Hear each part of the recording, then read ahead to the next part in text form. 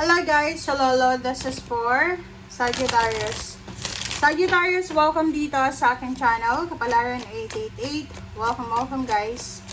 Alamin natin kung anong messages, vibration, gabay energy para sa lahat ng Sagittarius. I hope na makaresonate kayo. Please comment down below if you resonated guys. Alright, so Tiger. Accept your magnificence, Archangel Raphael. So, para sa mga Sagittarius, marami kayong knowledge, skills. You have also power. May power ka na gawin kung ano yung mga bagay-bagay. Like, alam mo yun, you're powerful.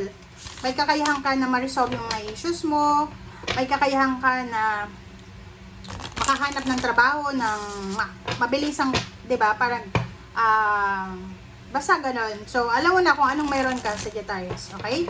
So, sinasabi ng bara sa'yo, tanggapin mo daw yan. Kasi minsan tayo, dahil sa takot tayo diba?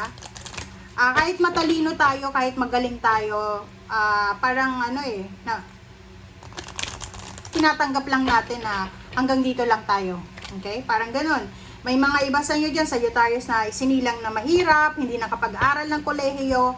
And kahit alam mo sa buhay na kahit wala kang experience lang, alam mo na kaya mong makipagsabayan sa mga edukado. Okay? So, kung marami kang skills, sinasabi ng bara sa'yo dito na oras na para i-showcase mo yan. Okay? Hindi lahat ng sinilang dito sa mundo may skills, may kakayahan. Hindi lahat marunong mag-drawing, hindi lahat marunong sa math. Okay? Hindi lahat magaling mag-memorize. Hindi lahat magaling yung kamay sa arts, 'di ba? So, or sa kung ano pa man, baking or ano ba? Lahat. Hindi lahat magaling, guys. So, kung anong meron ka ngayon, kung anong meron ka sa ngayon, 'yon, kailangan mong tanggapin 'yan, okay? Accept it.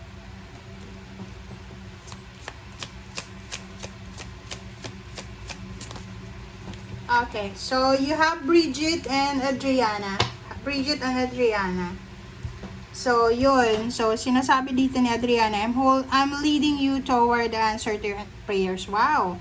Please listen to and follow the steps. I am communicating true intuition, thoughts, and dreams. Diba? Ang sabi sa'yo dito, Sagittarius, ni Archangel Adriana, na ikaw daw ay i-guide niya. Kumbaga, i-guide ka niya patungo doon sa kasagutan ng iyong mga prayer. So, makinig ka sa kanya, makinig ka sa iyong intuition.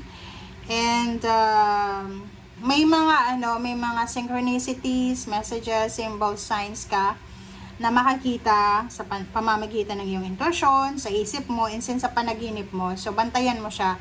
Kung ano yung napapanaginipan mo, pwede mong isulat yan kasi pwedeng yan yung guide sa'yo ng mga angels and guides. Okay? Caution is warranted. Look deeper. So, yun. Ang nakikita ko sa inyo dito, doon sa mga nasaktan kayo na Sagittarius, binitray, niloko, trinaydor, ninakawan, whatsoever man. This is a warning. So, sinasabi ng baraha, wag kayong babalik doon sa mga taong gumawa ng masama laban sa inyo. Okay? Mahalin mo yung sarili mo.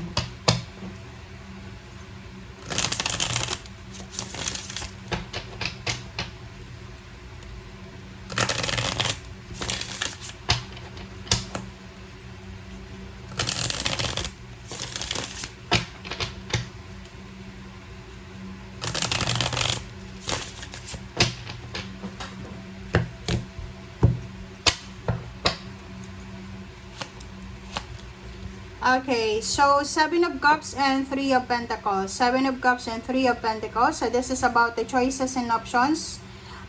Nakikita ko sir dito, Sagittarius, na marami kang iniisip na paraan para kumita ng pera. So, isa sa mga naiisip mo is magnegosyo talaga.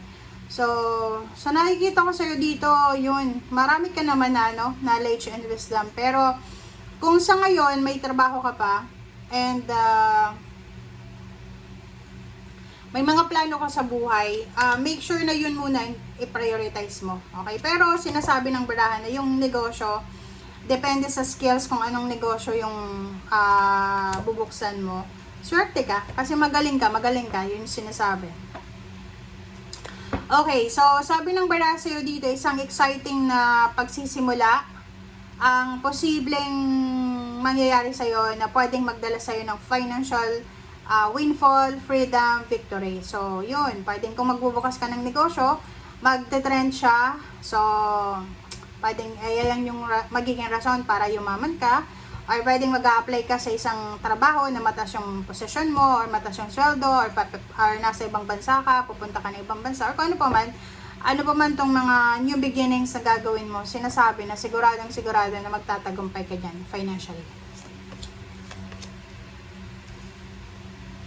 Alright, next is the Hangman and the Magician. So, yun, sabi ng bara sa'yo dito, huwag tayong magmamadali, Sagittarius. As much as possible, kailangan mo daw maging mapasensya.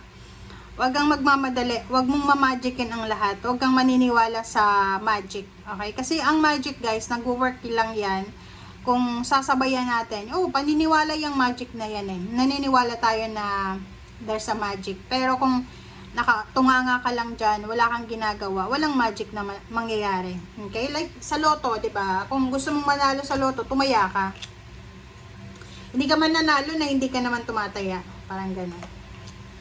Alright, so dito 7 of Swords, nako, yon. So, kung ikaw ay nasa ibang bansa, Sagittarius, nasa ibang bansa ka ba, OFW ka, or expat ka na dyan, or ano ba? Kasi sabi ng bara sa'yo dito, you need to be careful. Okay, maging careful kayo kasi possible na maraming mga tao na bala kayong nakawan, scam, basta maraming traitor sa paligid mo. Kung nasa ibang bansa ka, mag-iingat ka sa kapwa Pinoy, Pinay. Mag-iingat tayo sa pakikipagkaibigan, pakikipagrelasyon sa mga social media accounts lang, social media platform. Lalo yung mga OFW na naho-homesick kayo. Na-homesick kayo because, homesick kayo sa anak nyo, sa magulang nyo, or sa asawa nyo. Huwag yung susubukan na pakipag-date online or ganon. Kasi possible na wala, hindi mag-work yan. Hindi talaga. As in, piperahan ka lang niya. Okay? The World card to eh.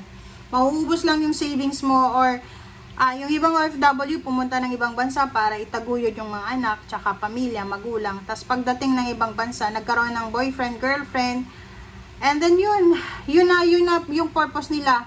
Heartbroken na sila, ganyan, nakalimutan na yung magulang, nakalimutan yung anak, nakalimutan yung karelasyon. So, yun guys ang nakikita ko sa'yo dito. Warning to sa'yo ha, sinasabi ng barahan na huwag tayong magpadalos-dalos, okay? As much as possible, kung hindi ka sigurado, itigil mo muna. Okay? Walang dapat na madaliin sa ngayon. Okay? Thank you. Bye!